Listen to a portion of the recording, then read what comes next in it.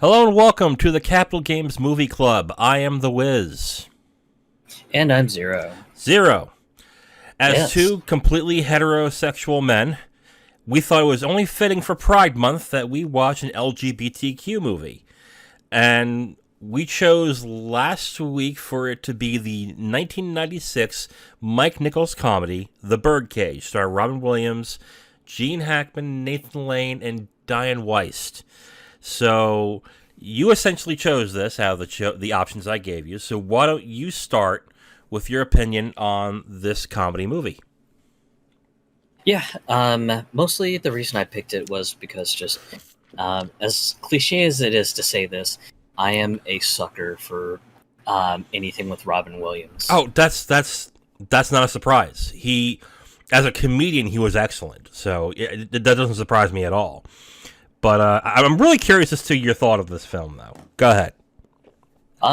The film started off real heavy in the beginning, and then the middle sort of kind of lulls out. And there's a lot of drama, a lot of struggle, and then when you get to the end of the movie, it becomes like just a lighthearted comedy again. It was just an interesting roller coaster to me. I'm surprised that you found it heavy because the film, and this is something with the '90s with comedy. If there is drama, they really lighten it up a lot, or they infer the drama than to let it, I guess, linger and to let it sit to be a comedy drama. Because even though the themes that the film has can be quite heavy, it's still fairly lighthearted. Oh yeah, I mean, most of the film was lighthearted, but there is a definite sort of serious part right in the beginning you're just like, whoa, yeah, we're getting real heavy and political on this, Jesus. And then just you get into some more comedy and everything, and if I think really one of the big pieces that had me just sort of laughing in the comedy bits was Calista Flockhart's performance as kind of like the innocent senator's daughter trying to play that act off, which was hilarious. Really, you had more of a reaction to her than any of the other actors in this, or? Well, no, okay, it's just okay. it's just kind of one of the unique things. I was just like, wow, she's really playing off the senator's daughter is trying to get one over on her dad real hard, and this is pretty entertaining. Yeah. Because I mean, just everyone knows her performance from Ally McBeal and everything. Mm-hmm. So it was sort of kind of interesting to me to kind of see her in a completely different dynamic. Right. I didn't really think of her that important in the movie, really. So the performance didn't really capture me at all. I think from the beginning, after I watched this in the theaters in '96 when it came out, and that's the last time I saw it. So watching it in today's eyes, I would say it was a real interesting experience because, like, the things I started when I started watching it, like, and it's funny to think this way, but this movie would be drastically different if it was made today. It would be the main theme of the film. The story of the film is basically this: a gay couple, which is Robin Williams, who is a director and bar owner or a drag club owner in Miami, and his wife/husband, played by Nathan Lane, who is his star, had a kid who is 20 years old and is announcing that he's getting married to a woman. That's not the issue. The issue stems from the fact that the woman is, girl, I should say. That's one thing they kind of skirt away from, but we'll not dive into that pretty much. What they find out is that the girl has parents who is a very conservative senator. That I think the name of the group that he runs is the Center of Moral Order, which is essentially an anti-gay, anti-homosexual group. So, Yeah.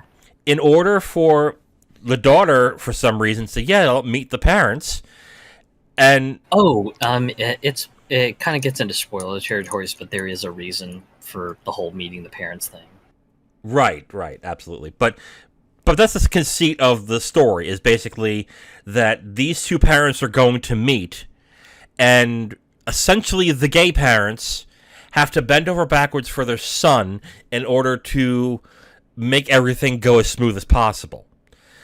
Right there is where I would be like, yeah, that would not be made right now. Like, people look at that and go, that is backwards. Like, that is fucked. You can't. And the movie plays a lot of laughs on Gene Hackman's character, the senator, by really treating him like a doofus to a certain extent, or treating him as somebody who kind of deserves the fate he has right now. That he's in this controversy and he's going through this ordeal, but they also don't judge him for his thoughts and judge him for how he feels. They kind of accept it and move on. And that's another thing that nowadays they'll be like, no, you don't do that. You challenge that person and you treat him, you tell him how wrong he is. Like, there are so many things in this movie that, like, if it was made now, would just be changed completely to where it wouldn't be the Birdcage at that point. So that was interesting. But anyway, I think the one thing that surprised me when I first saw it, and still surprised me that now, is that really Robin Williams is the least funny person in this movie. Yeah, and that was kind of an interesting dynamic because, I mean, he had his funny moments, but not nearly as many as the rest of the cast. Yes. And that's not to say that he's not funny in it. That's true. But he is the straight man. He is the Jack Lemmon to, I would say, Nathan Lane's Walter Matthau in this. I'm making an Odd Couple reference. I don't think have you seen The Odd Couple? Oh, it's been way too long. Yeah, I figured. Okay. But, yeah. Just that dynamic alone is just like, that's strange that he's playing this calm, reserved, sort of kind of person. But Nathan Lane steals the show in this. He is really funny. Even though he plays a stereotyped, like, really flamboyant gay man, he is easily the most likable and the funniest thing in this movie.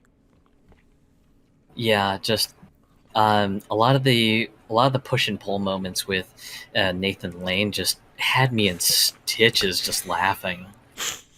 The scenes where Armand, who is Williams' character, is trying to masculinize him.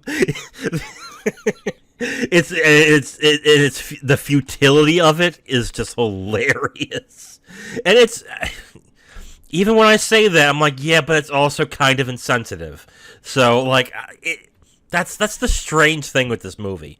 Like, I can even while I'm laughing, I'm pointing out, yeah, that's not going to happen now. Or, yeah, I could see some people being upset by this. And they would be right to, but to take the movie that seriously, I think, would be in your detriment as well, I would think.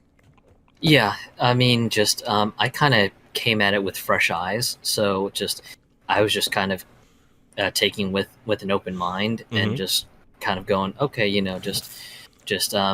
going to try to look at this with a completely blank slate of a lens, not to think about, like, just how the modern world would see this movie or remake this movie. Right. I just want to see it as is. Okay, and that's fair. That's a fair way to look at it. What did you think of Dan Fetterman, who played the son in this movie?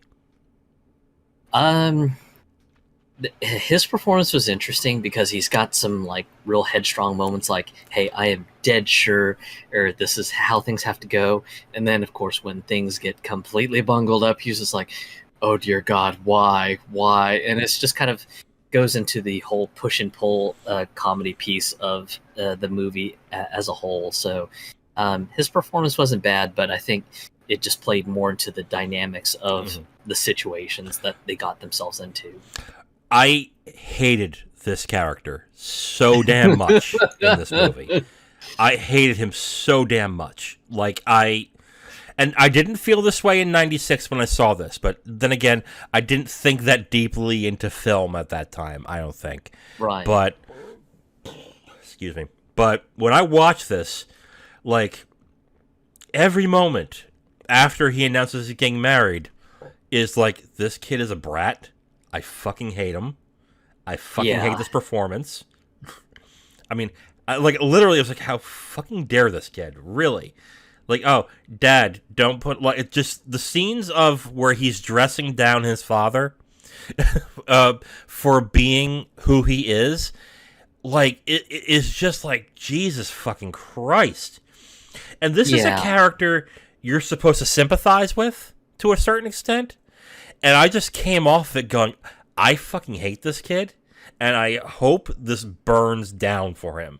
But then again, I'm like, yeah, but if that happened, I would feel bad for Armand, who is a very likable character in this movie. And he's played well by Robin Williams.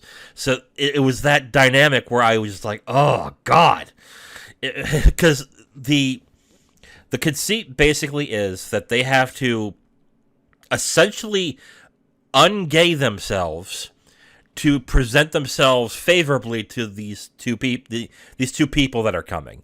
And God, like, and yeah, in the context of '96 and around that time, that was deemed acceptable. That was deemed something that, well, yeah, you have to make the other person comfortable. So, sure, you have to just understand that you're a little weird, and if you want someone to like you, you just have to conform.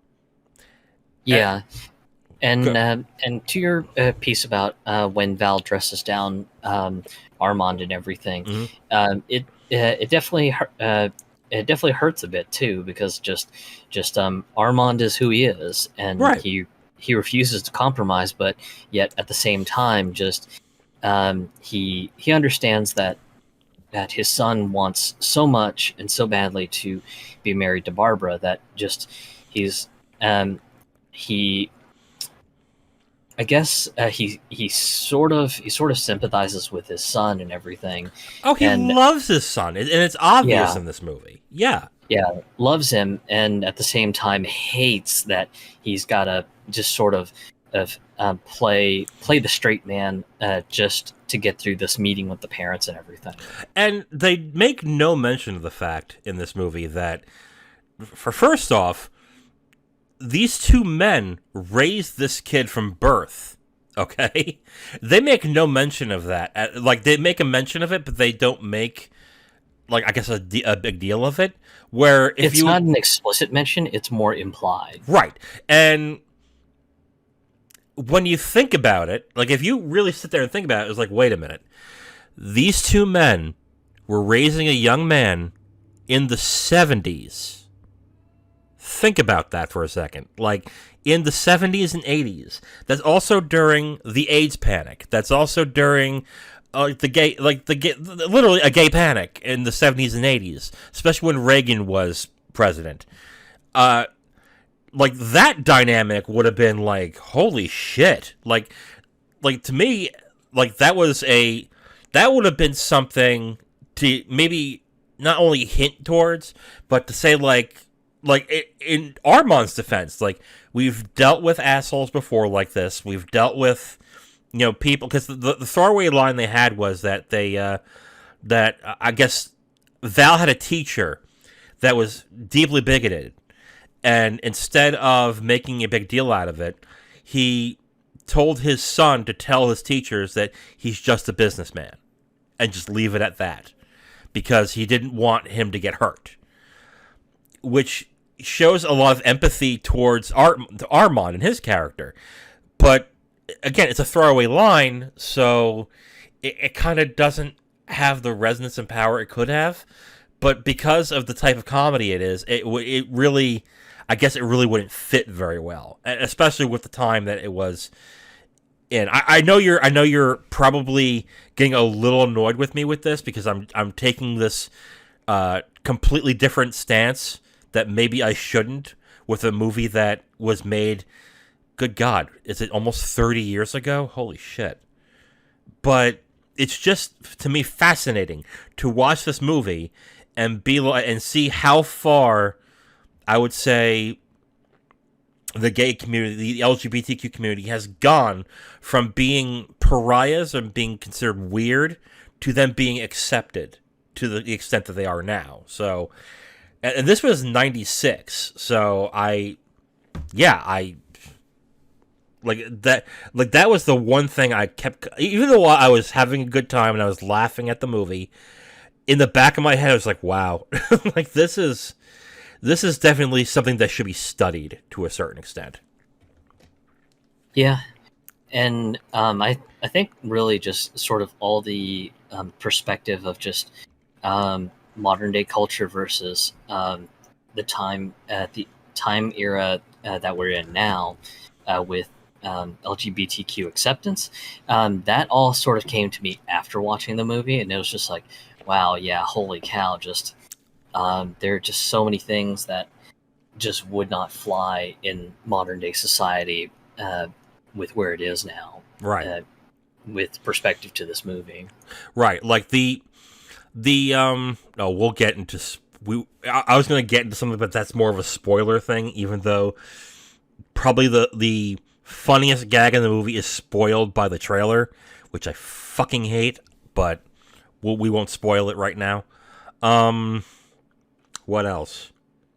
Yeah. The four main principal actors are really good. Gene Hackman plays his character well. And Gene Hackman's not known for a comedic actor. He's more known for being more of a serious actor. But he has comedic chops, and he shows that in the movie. And he's willing to play a character that's detestable, but also gets... Also, just for being who he is, gets laughs just because of the comeuppance that he gets, in a certain extent. I guess is where those laughs come from. Like, it's more like, this idiot who thinks backwards. What a lark is kind of what the laughs come across as in this. Yeah. But Nathan Lane steals the show. He's easily the best. He's easily the best actor and easily the best character in this movie, and he's so lovable. And he's just such a charismatic character, even though it's a stereotype, and I know it is. But he relishes playing this role in this movie, like this drama queen who essentially is supposed to be the chaos factor in the movie, the one that everyone has to tiptoe around, but he really is the heart of the movie, which I thought was an interesting dynamic in the movie, and I really liked his performance. I really did. Like, I liked him when I first saw it years ago, and I ended up liking it more now. So I think that's just a great performance. Overall, just the cast was great.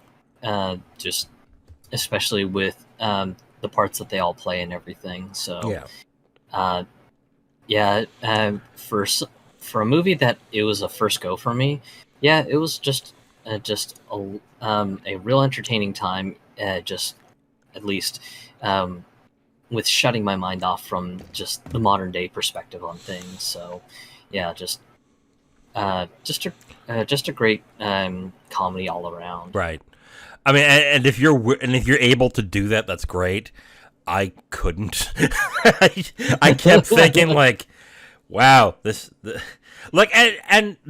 think, because I don't know many, but I think the LGBTQ community likes this movie.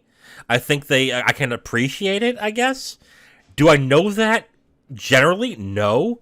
But I don't hear people saying that this is a bad movie or this is a terrible movie for that movement and for those people.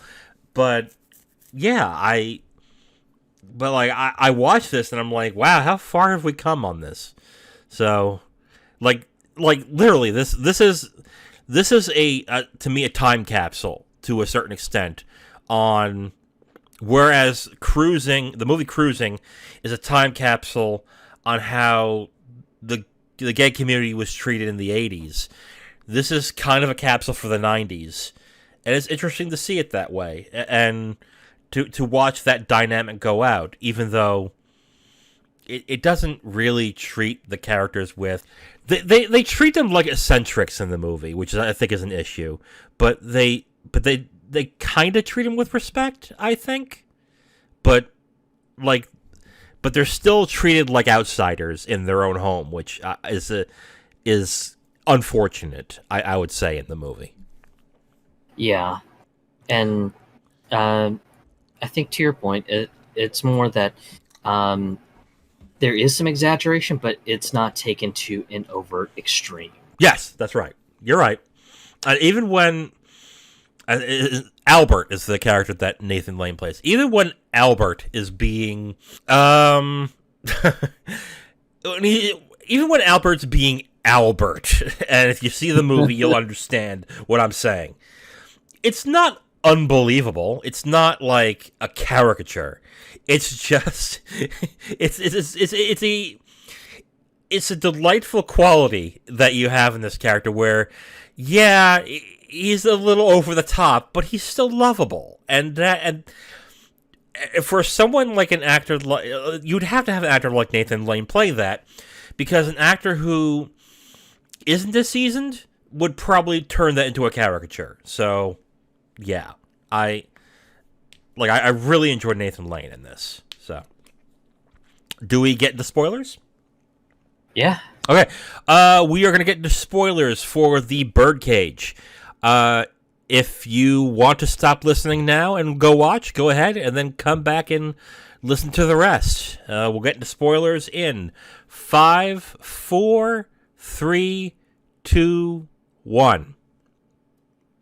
Okay, I really want to emphasize how much I hate the son in this movie. Oh my god. Like, seriously. And yes, I'm thinking of it in a way now. Like, if I was Armand and I had a son like this, literally I would tell him to go fuck himself. Like, literally, I would be like, dude, yeah, it's good that you're getting married. I'm happy for you. Well, really, he's not. But I'm happy for you. But you're telling me, in order for you to marry this person, I have to change everything about me for these assholes to respect me? Fuck that shit. That's bullshit. And, like, that's the immediate thing I started thinking about. I was like, if that were me, I wouldn't have been so kind. I wouldn't have been so understanding. And yeah, and there are lines in the movie where basically Armand tells him, I hid myself for a long time and I'm happy with who I am. And he fought back and there was that push and pull, but he later acquiesced. But the fact that it just felt like this character had zero appreciation of it and just was like, yeah, you're my father, so if you love me, you'll do this, was like, to me, it was like, that's fucked. Like, I'm watching this and go, that is just fucking awful. Like, good God. Yeah, and I mean, I can definitely see that, and the whole dinner piece is kind of a funny irony too, because of course, just Val's thinking, okay, whatever, we get married, whatever, no big deal, and then of course, just Barbara's father gets embroiled in a scandal because the vice chairman of his moral coalition ends up dead because and at the time of his death he was with an underage black female prostitute. Yep. And of course, just like the modern day news cycle, just the news cycle during the time frame of the movie just goes absolutely ape shit with it, and right. They've got like paparazzos talking to the prostitute, going, "Yeah, so can you tell us about his last moments and all this other stuff?" And of course, they're trying to chase the senator down, and right. get him to ask questions, and then of course he gets desperate. He's like, "Oh God, I need an escape. I need to get out." And then that's when just Barbara makes the silly suggestion of, "Hey, how about we go, meet the parents and everything." Yeah. And it's just like, oh my God, what a terrible idea. I know. Which goes to show that they stayed true to that character who is just a political climber who basically said, "Oh, this is perfect." Like, I think the mother was like, "Just imagine a wedding in white and about hope and about this and that, and that will wash away this entire problem we're having." And I was like, yeah, I can see a politician doing that, absolutely, not realizing what they're getting themselves into right now. But, yeah, like, as a vehicle for the comedy in the movie, like, it definitely is, it's definitely supposed to play its fish out of water aspects for laughs. Like, oh, here's these uptight conservative people are going to meet these crazy gay guys. Oh, and watch the hilarity ensue. And it's like, and back then, it was acceptable, and it was like, yeah, those crazy gays. Oh boy, with their chains and their wife beaters and hairy chests. Yeah, those crazy gays. Now you think about it, and it's just like, ew. Like, what? Ew, really? Like, that's kind of fucked. Like that, but like I get the culture clash dynamic to a certain extent, and where those laughs could happen, but man, like, you have to swallow hard, and I mean hard. I had to, at least. I had to swallow hard to be like, okay, this is from the times. This is not now. So, and this is how people thought back then. So, yes, I just go with it. And I was able to go with it and enjoy it. But I can just see some people watching this and being like, this is so gay-phobic. This is so just, like, wrong. How can you enjoy this? Oh my God. And just trouncing that movie as, like, a relic of the times. Which it is, to a certain extent. But yeah, for a gay couple that loves each other, the most they do is hold hands, and it's only in dramatic affectation scenes. Whereas now, there'd be a lot more kissing, there'd be hugging, there'd be affection, maybe a sex scene. But that could also be argued that maybe that's not necessary in this type of movie. But I definitely noted that for a gay couple who loves each other as much as they say they do, like, they're not really that affectionate, which is, I found surprising, especially with a character like Albert, who in the beginning you sense would crave that affection. So Yeah, absolutely. Just because I know that was one thing I was just like, yeah, just the affection looks subdued, but with respect to the time, it may have been just how things were in the 80s, just to kind of, especially if Armand was trying to sort of try to sort of get himself mentally psyched up to the mindset of trying to present himself as straight and morally upstanding to the potential in-laws and stuff.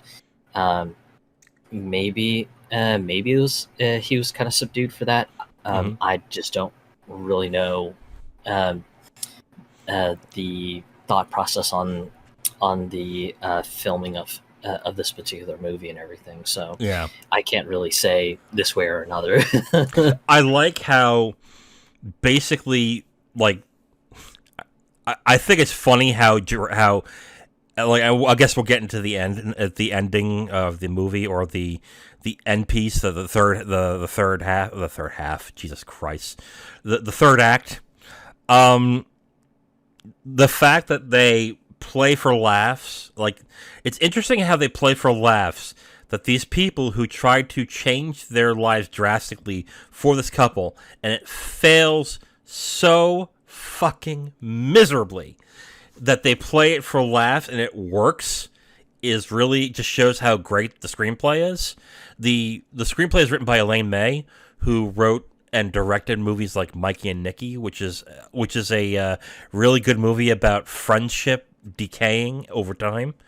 But it really, like, I was surprised by how much I was laughing at those scenes, because again, with lesser actors and maybe a less sensitive screenplay, that would have been really insensitive and really disastrous to watch. But it actually works in the movie for the third act, especially when the twist happens.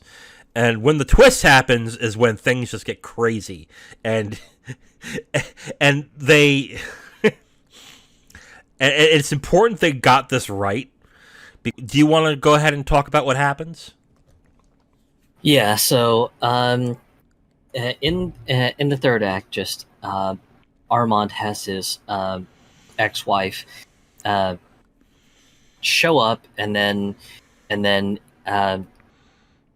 a call is put to his ex-wife to cancel coming out and everything, and then she ends up calling back. Val picks up the phone, and he's just like, "Oh yeah, Mom, please come by." And of course, it just complicates things even further.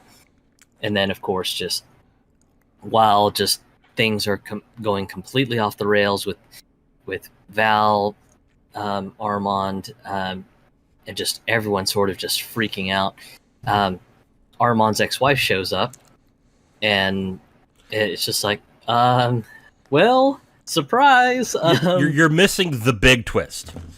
The big twist, basically what happens is the ex-wife, it was actually the ex-girlfriend. I don't think they were married, but whatever, that's fine. The ex-wife is supposed to be the mother in the sham marriage that they're presenting to these people. But she's running late, and she's unable to make it. So while they're waiting, Albert comes out in drag, acting like the wife. Right. And that's the twist I'm getting at. Like, because they unfortunately spoil that in the trailer of the movie, that happens. But when it happens in the movie, it's just like, oh my God, things are going to go horribly wrong. And they surprisingly don't. Like, it actually, like, and it's kind of touching in a way that if you just let Albert be Albert, everything would have been just fine. Because the senator, who, again, deeply bigoted and just, he doesn't come across as hating the gays, but with what he's associated with, you would be right to think he does. But he ends up being absolutely charmed by her, to the point that he's defending her from his wife. Yeah. So, especially when just he's talking to his wife, going, "And you don't understand. There's just not enough people out there with values, and she's one of the rare few." And it's just like, oh, the irony! The irony is just gonna sucker punch you in the face. And the fact that it really doesn't. Like, when it's finally found out that she's a man, like, she's in drag, and he's still like, what? Wait, what? Like, he doesn't blow up.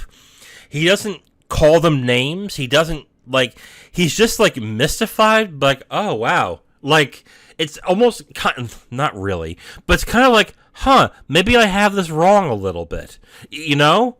But they don't go that deep in there. So if you hear what I'm saying and you think I'm wrong, fine. I can admit that I'm wrong. But to me, it was like a very, very tacit response of, huh, maybe I kind of have this wrong a bit. But they really play it for laughs in the end. What I had an issue with the end of basically that the senator pretty much gets away with everything. You know what I mean? Yeah. Like it's one of those happy endings for everybody, where the senator doesn't get embarrassed, the kids get married, and everything is just okay. A part of me was kind of like, I kind of want to get the senator humiliated. I kind of want him to have a turnaround, or to have something where it's just like, I don't know. Like, I really felt like, I guess I'm using today's sensibilities to an extent, but it was interesting that basically everyone lived happily ever after. And it was just like part of me is like, I don't want the son to have a happy ending. I kind of don't want the senator to have a happy ending. Like, I would have been happy if they're like, yeah, and you're all assholes, fuck you, and then end credits. But that's not what happens. But yeah, I'm like, that's. But of course, for the times, that would have been way too progressive for the times. So that was clearly not going to happen, because unfortunately, there were a lot more people out there who would have looked at the senator and been like, yeah, I can kind of sympathize, and just be like, oh, and not realize how kind of fucked that is. But yeah, I mean, again, but I'm using today's sensibilities on a movie that was from '96, so yeah, that might be my issue there. Yeah. So, and I sort of took minor issue with it too, even with coming into the movie with a blank slate of a mind and everything, because I was expecting something like for him to turn around and just go, fine, yeah, I hang out with gay folks. They seem like normal, upstanding, moral people to me. And yeah, then like or like a big turnaround or something, or like apologize that they had to do this, or maybe it would have been too melodramatic to have a speech where he's like, I was wrong about these people, and there are some people that are different than me that are good people. But then again, maybe that wouldn't fit the character. So, I guess not. But it just, to me, to have this tidy, happy ending where the gays save the day for the bigoted straights, it's just like, I was like, I don't know. Like, that feels kind of wrong. So, okay. Yeah. I guess this will just come down to, if this was remade for today, I think this would be a drastically different movie. This would be more of a drama movie. This would be more of a serious, contemplative movie. It would probably be more about Armand and his inability to actually be able to conform to society the way that they want him to, and his steadfastness not to do that. I think that's what the movie would be, and it would just be a completely different movie after that. So, yeah, like, that's why I think that this movie would not be made today at all. Like, this is clearly not even a campy relic, but this is a relic for the 90s, and it probably will stay that way forever at this point. So, yeah. Yeah, and I can definitely agree with that, especially just with how much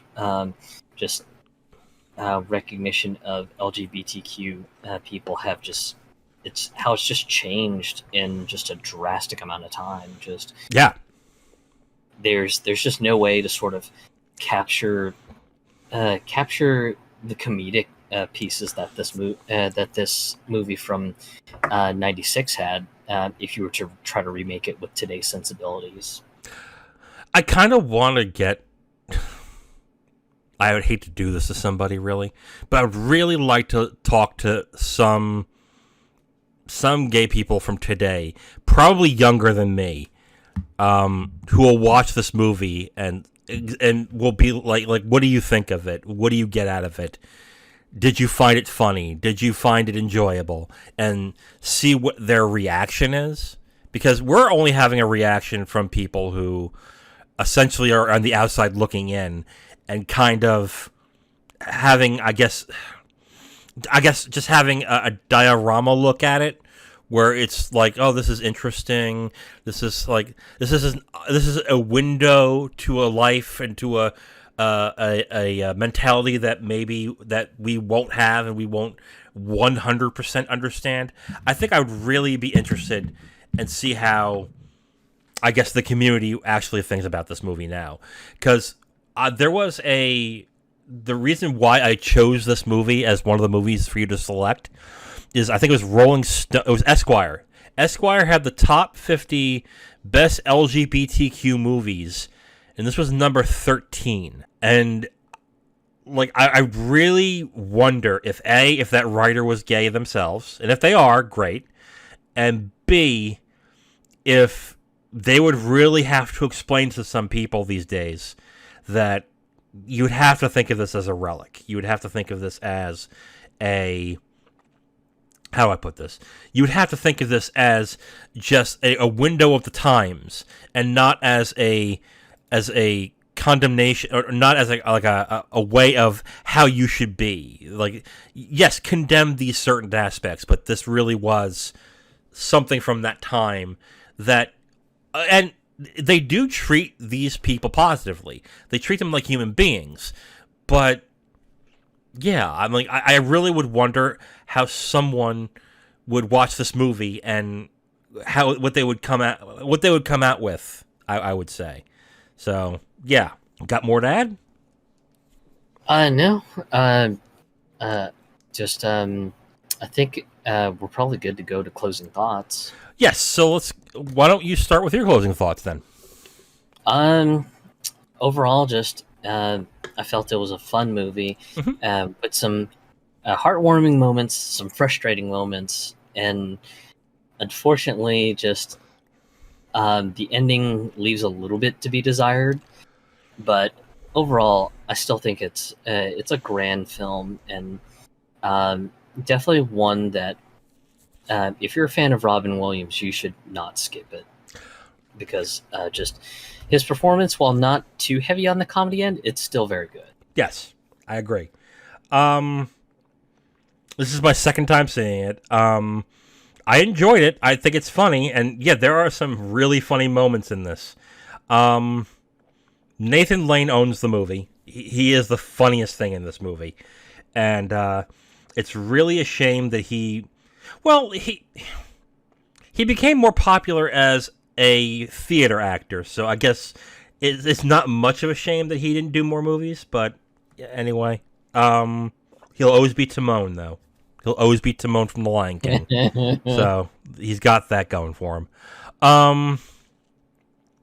Yeah, it is a funny movie. I enjoy it, but I can't help but think of this in the lens of today, and just note the different things about it that may not work for today, or that some might find offensive, or it will just be a relic, or will just be a window into the past and how people of that persuasion were treated. So yeah, I think honestly this is a movie that should be studied to a certain extent for certain things. But if you don't even think that deeply, it is an enjoyable movie. It's funny, and yeah, I definitely enjoyed it. So it's a good movie. I'd be curious to see the movie that this was remade from. This was actually a remake of a 70s French film that was nominated for 3 Oscars when it came out. So I'm kind of interested in seeing how that movie is, and if it's exactly like this. So yeah, good movie. All right, Zero. So we've gotten through that, and I wasn't able to do this in our Capital Games podcast, so I get to do it now. So, Zero, I have a question for you. All right. Okay. I had a bunch of things I could have talked about here. We could have talked about my strange reasoning that I kind of want to see the new Barbie movie. So, but I think that would be more self-serving. So I'm going to choose this. It was announced last week that Todd Phillips wrote a script for a sequel to The Joker. Okay? And not only that he will more than likely lead the DC universe. He'll be the lead for the new upcoming DC Universe movies because Joker was so popular. They then announced that the new Joker movie is going to have Lady Gaga in it as Harley Quinn. And it will be a musical. I want your thoughts as someone who I know watched the movie and enjoyed it. What do you think of there being a Joker sequel and that it's going to be a musical? First thought when I heard the whole thing, and then the tagline at the end of the whole premise of a sequel being, oh, by the way, it's a musical. First thing I thought was, I was like, oh my god, this is going to be like Sweeney Todd, but in the world of Joker. Wow, this seems weird. Yeah. Especially considering just, I mean, I've said this to you in private conversation and everything, but Joker seemed like a sort of like interesting movie if that the Joker angle was sort of just shoehorned in to kind of make it more interesting. I 100% agree with the fact that the Joker and Batman elements are basically stapled on there. Yeah. Yeah, so just for me, I'm just like, yeah, I just don't know how this is going to turn out, especially with them going with a musical angle for the sequel. And I mean, as always, best of luck to them. They've got a long road ahead. I'm surprised by how many people are excited by this movie. And they're excited because sequel to Joker, and that's it. Because Joker got a lot of fans. And the reason why the Joker got a lot of fans is basically people were expecting a Batman movie, and they got a thoughtful piece about mental health and our society's inability to want to help people with those problems, and the eventual cost of what that might be if we don't do something. You've already said it, and I agree with you. The Batman Joker trappings are probably the weakest part of that movie, aside from the girlfriend thing that happened in the movie. That I just was like, that was completely unnecessary. Why would you do that?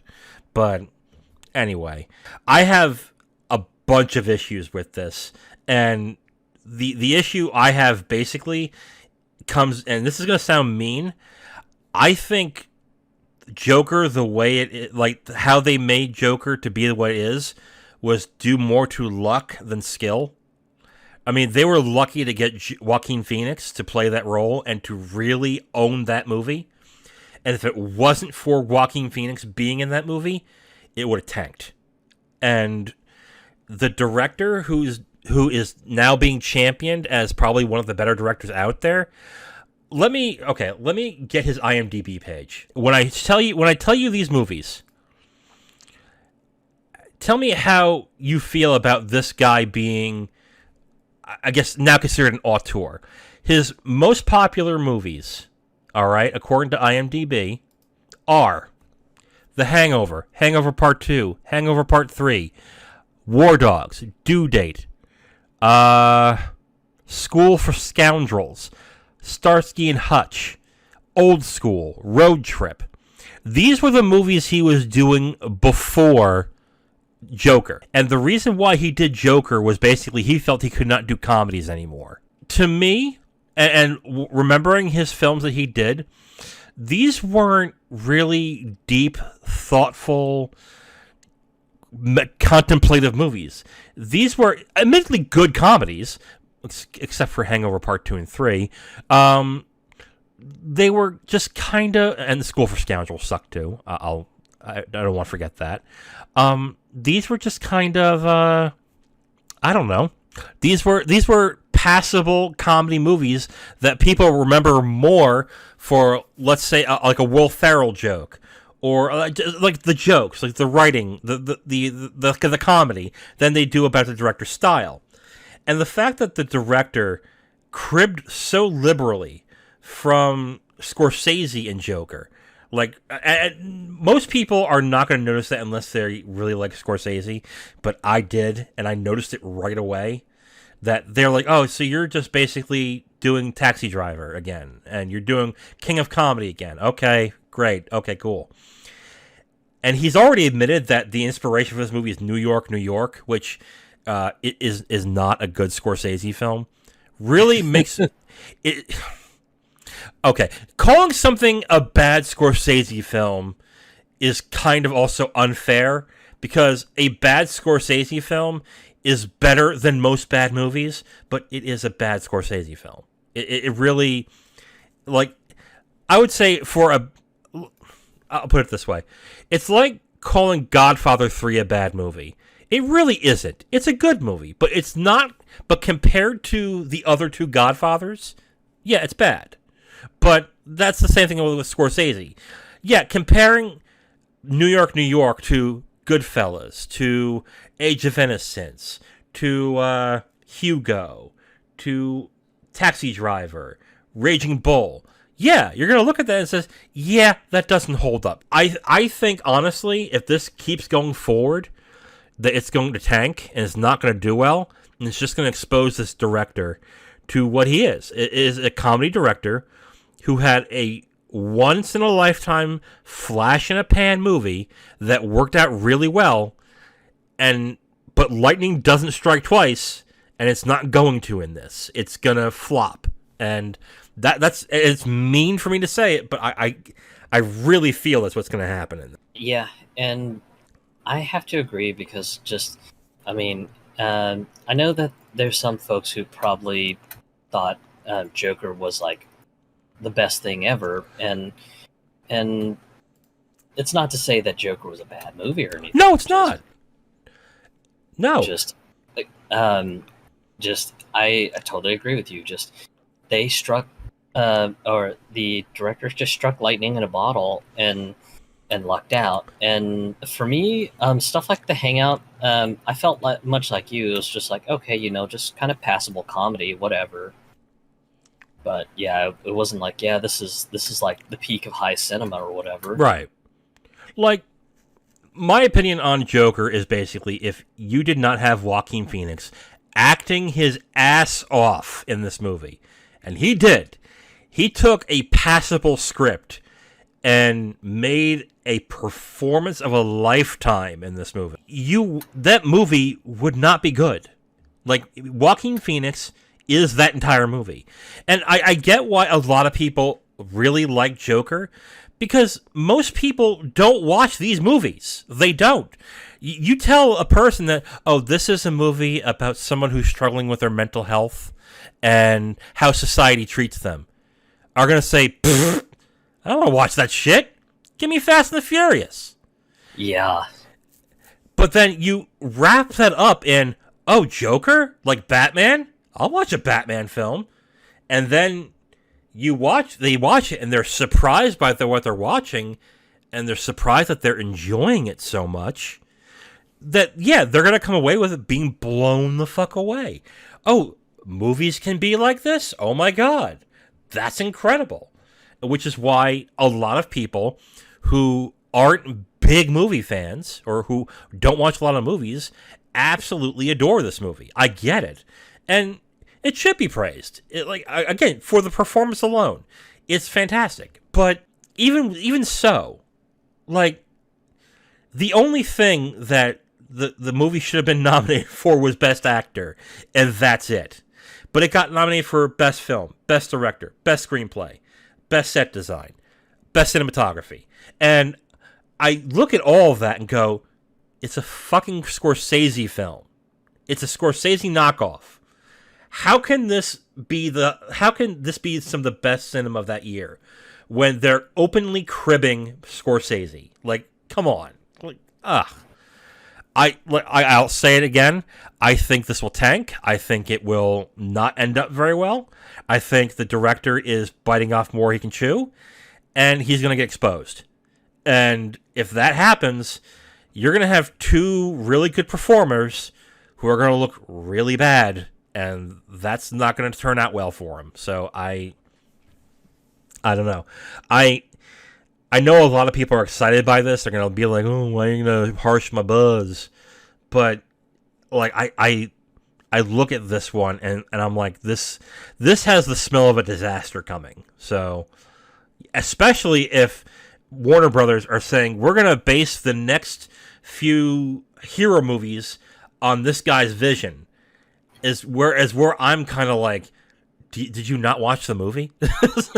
he goes to jail in the end. He's ostracized. He's considered a menace. This is not supposed to be this is not something that makes gobs and gobs of money. If you remake this movie into a Green Lantern movie, it won't work. It's like, I look at that and I'm like, I don't think you get why people like this movie. So yeah, I don't know. I'm looking at it and just saying to myself, this shouldn't be made. But okay, we'll see. Yeah, it's a total monkey paw sort of thing. Yeah, it is. It is, absolutely. Okay, so we are going to get down to what we're going to watch next week. And since we're talking about Joker and how much of a Scorsese knockoff it really is, I thought I'd have Zero go through Martin Scorsese's catalog of films and have him choose which one he wants to watch. Now, we're going to have to make sure this is streamable, so, or we can stream it somewhere. And hopefully we can, but yeah, if you want help to maybe we should guide towards, I can help. But yeah, go ahead and take a look at his filmography. Oh, there's more than I realized. Holy shit. Yeah. I was probably just gonna go with sort of an easy choice, mostly because it's very accessible right now. Okay. The Irishman. Ooh. A mobster film. So. Okay. But also, it's pivotal because I know before the show you were talking about how just Scorsese has explicitly said that he is just not a fan of streaming. He thinks it's just a terrible thing to do with movies and everything, and apparently just this one was one he inked a deal with Netflix to produce. Right, and he was able to get this in theaters for, I think, a day or two, so he can get the chance to get an Oscar for this. But and he got nominated. So, but be prepared if you're gonna watch with us. This is a 3.5 hour movie, so gate some time for yourselves to watch this. And actually, I haven't watched it, so this is gonna be a first for me. So we're gonna watch this together, and I have the Criterion, so I'm not gonna pay for Netflix to watch this. So I'm quite happy, so I can do that. Okay, so next week we will be watching Martin Scorsese's latest film, The Irishman, starring Robert De Niro, Al Pacino, Joe Pesci, Harvey Keitel, and Ray Romano. Really? Okay. Yeah. Ray Romano. Okay. I'm just looking at the cast and I saw Ray Romano. I'm like, okay, I'll bite. So if you're gonna watch with us, go ahead and watch with us. And if you have questions, you can always email us at zerowizcast@gmail.com, or you can post a comment on our YouTube or on our Twitter if you choose to. That's it for this episode of the Capital Games Movie Club. I am the Wiz. And I'm Zero. We'll talk to you next time.